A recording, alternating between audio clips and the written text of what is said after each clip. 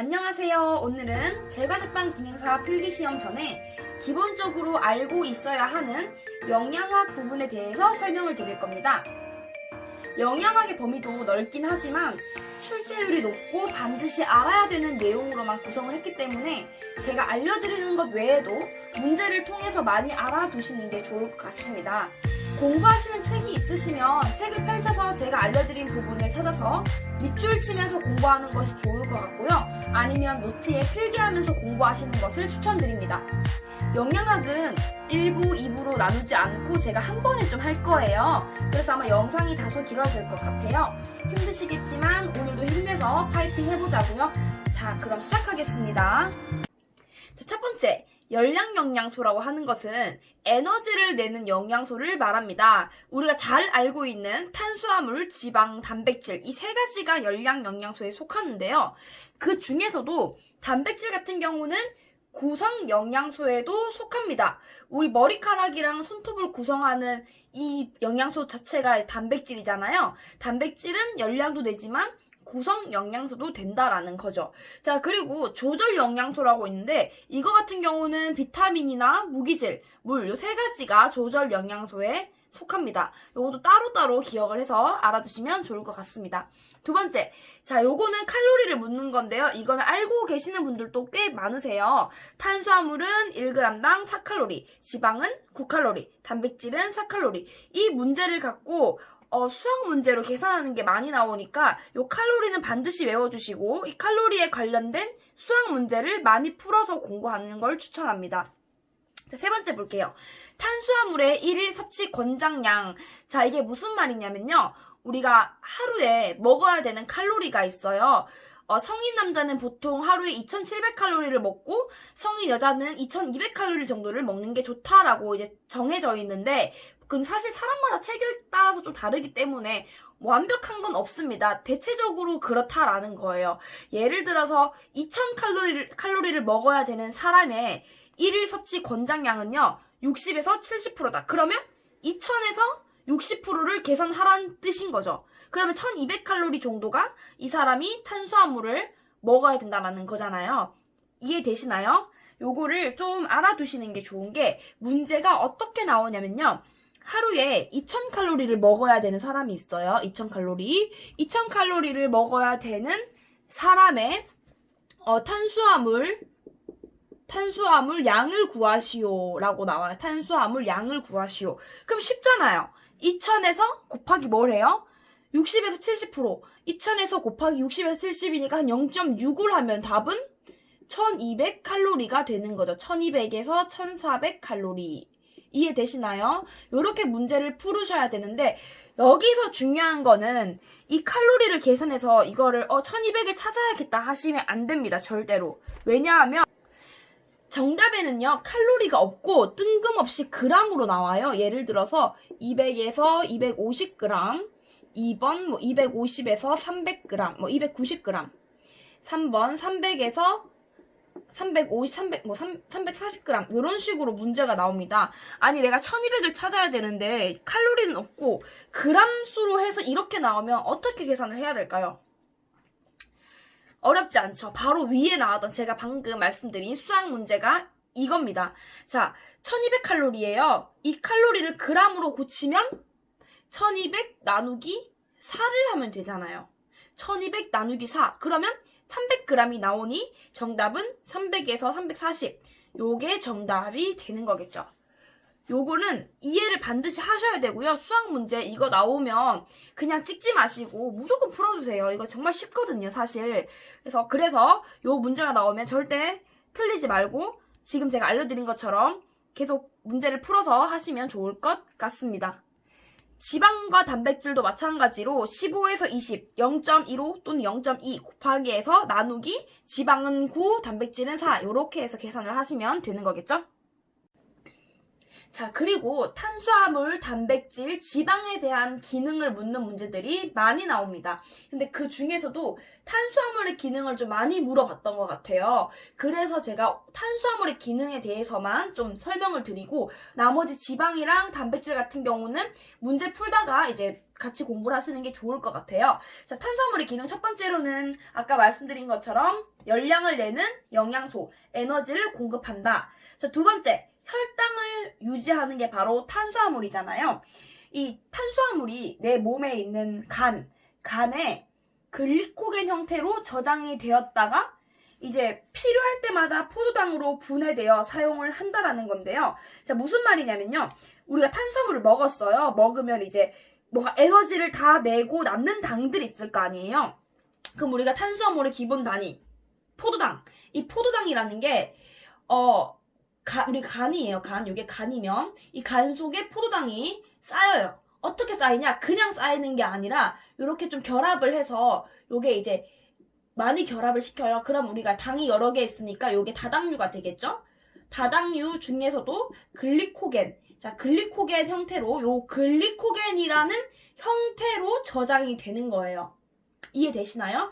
포도당이라는 게 탄수화물을 먹고 에너지로 쓰이고 나서 남는 이 포도당을 간에 저장을 하는데 다당류, 글리코겐 형태로 저장이 된다라는 거죠.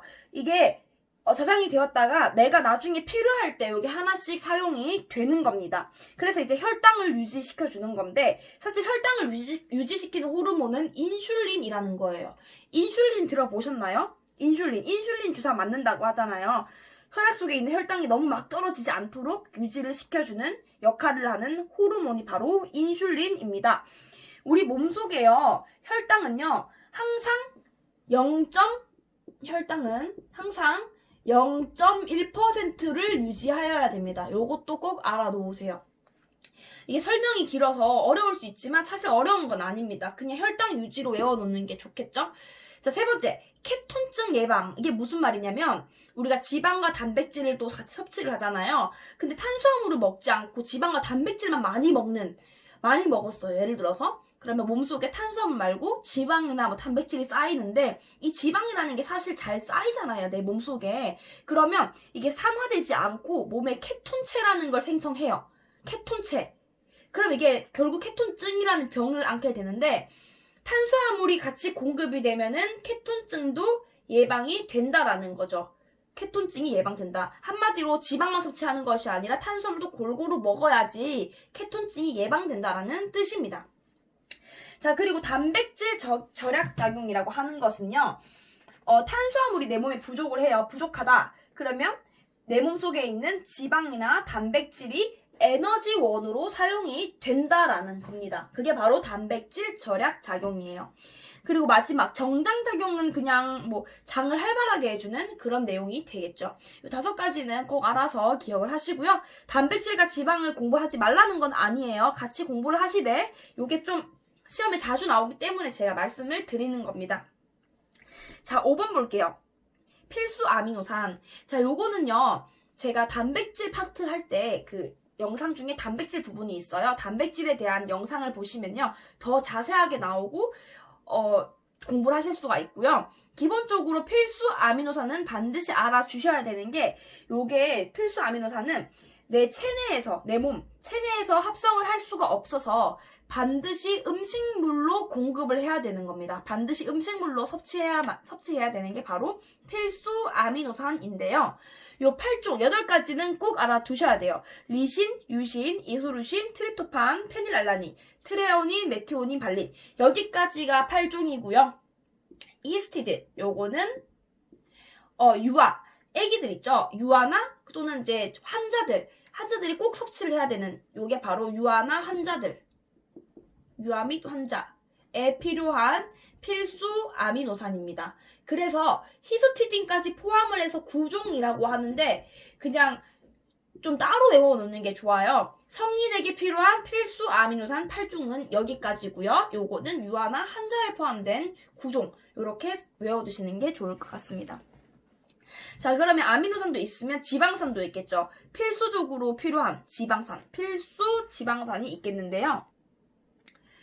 이 3가지 리놀레산, 리놀렌산, 아라키돈산 이 세 가지를 외워주시는데 이 세 가지는요.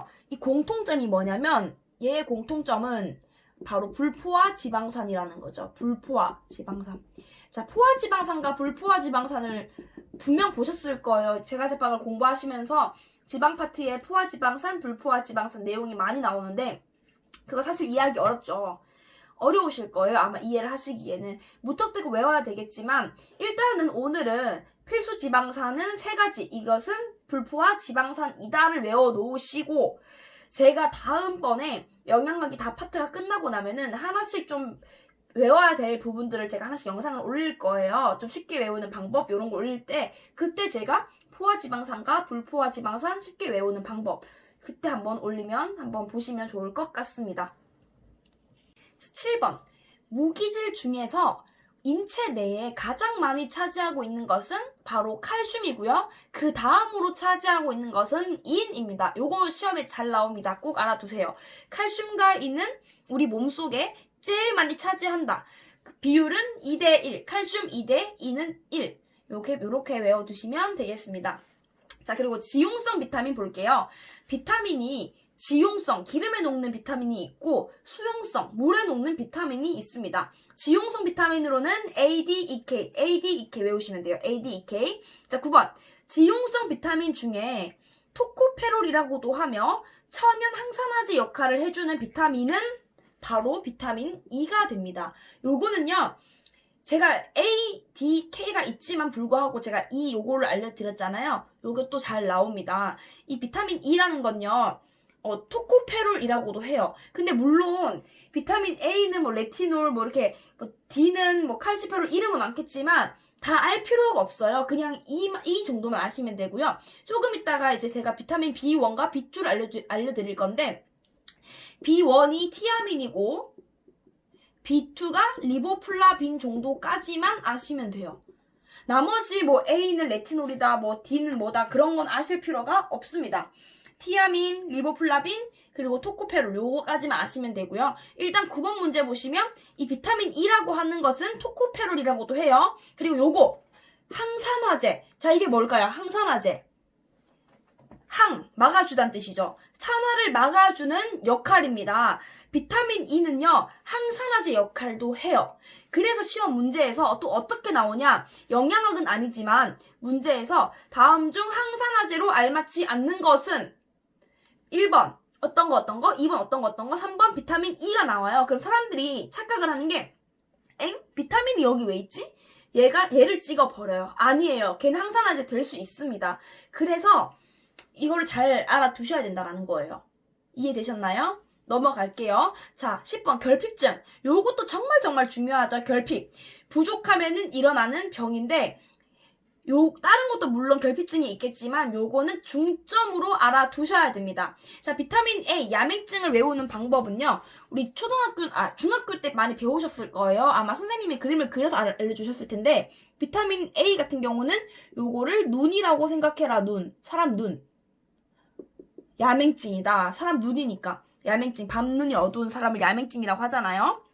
비타민 A, 야맹증. 자, 그리고 C 같은 경우는 괴혈병, 잇몸에서 피가 납니다. 요게 잇몸이라고 치면 이빨이 있겠죠. 여기서 피가 질질 난다, 이렇게 피가 난다, 이렇게 생각하시면 좋겠죠.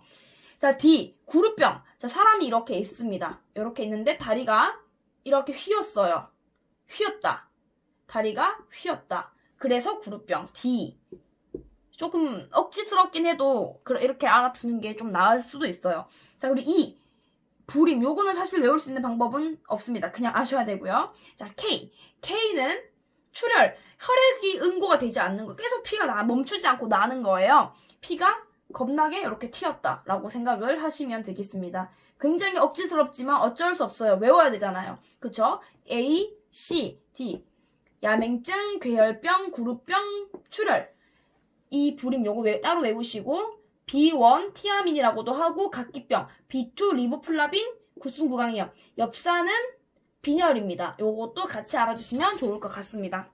하나 빠뜨렸어요. 마그네슘. 요거 마그네슘의 결핍증은 신경 및 근육 경련이다. 우리 가끔씩 눈 밑에 뭔가 덜덜 떠는 거 있잖아요. 뭔가 튀는 느낌? 그게 바로 마그네슘이 부족해서예요. 신경 및 근육 경련. 이것도 같이 기억을 해주세요.